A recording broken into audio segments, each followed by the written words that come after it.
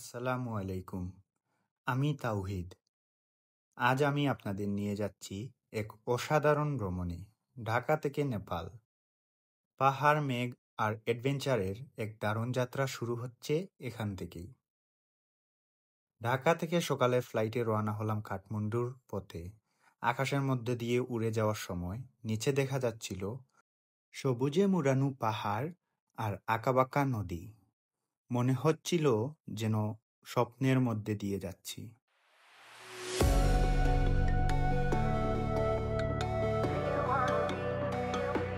কাঠমান্ডু শহর ভরপুর ইতিহাস আর সংস্কৃতিতে। এখানে আছে প্রাচীন মন্দির, সরু গলি আর অতিথিপরায়ণ মানুষ।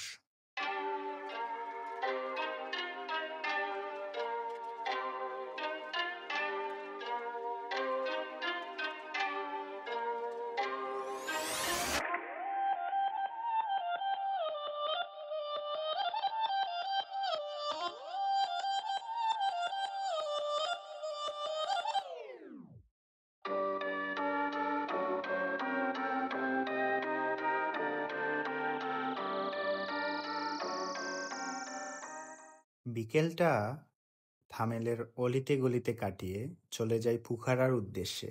ওর নাম হচ্ছে রাহি। ও আমার মতো সোলো ট্রাভেলার। এই ট্রিপে রাহি আমার ট্যুর পার্টনার।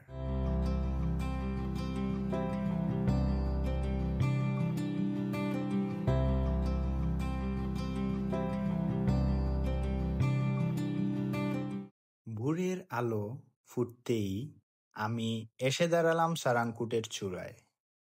মনে আশা ছিল, আজ সূর্যের প্রথম আলোয় সোনালি হয়ে উঠবে অন্নপূর্ণা রেঞ্জ। কিন্তু প্রকৃতি আজ যেন নিজের পর্দা টেনে দিয়েছে।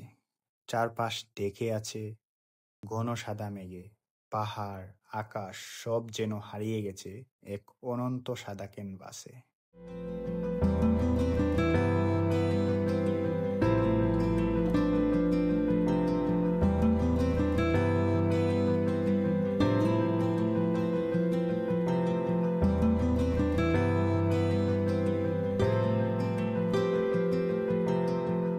তবুও এই দৃশ্যের আলাদা এক শান্তি আছে। ঠান্ডা বাতাস মুখে লাগছে, মেঘের ফাঁকে ফাঁকে আলো খেলছে। মনে হচ্ছে আমি যেন আকাশের ভিতর দাঁড়িয়ে আছি। হয়তো আজ পাহাড়ের দেখা পেলাম না, কিন্তু প্রকৃতি শিখিয়ে দিল, সৌন্দর্য শুধু চোখে দেখা নয়, অনুভবেও লুকিয়ে থাকে।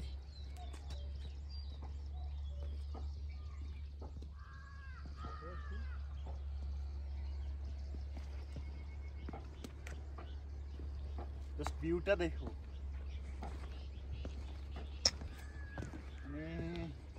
আমি ঠান্ডার দেশে চলে আসছি ভাই, প্রচুর ঠান্ডা। প্রচুর। আর আমাদের ওইখানে কি বর্তমানে কি চলতেছে, গরমে অবস্থা পুরো টাইট হয়ে যেতেছে আমাদের দেশে। আর এইখানে ঠান্ডা মানে আমি একটা কাপড় ছিল ওইটা খুলছি, খোলার পরে শার্ট একটা ইউজ করছি।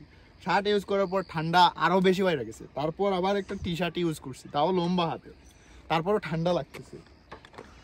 এখন আমরা যাচ্ছি কোথায় ভাইয়া? এখন যাচ্ছি আমরা হেন স্ট্যাচুতে।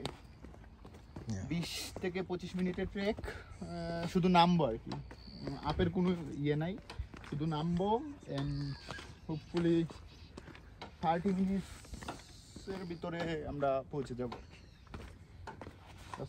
ভিউটা বলার বাহিরে, এত সুন্দর, জাস্ট অফ। এই ছিল সারাংকুটের গল্প। ভিডিওটি ভালো লাগলে লাইক দিন আর সাবস্ক্রাইব করতে ভুলবেন না। আবার দেখা হবে পরের ব্লগে। আসসালামু আলাইকুম।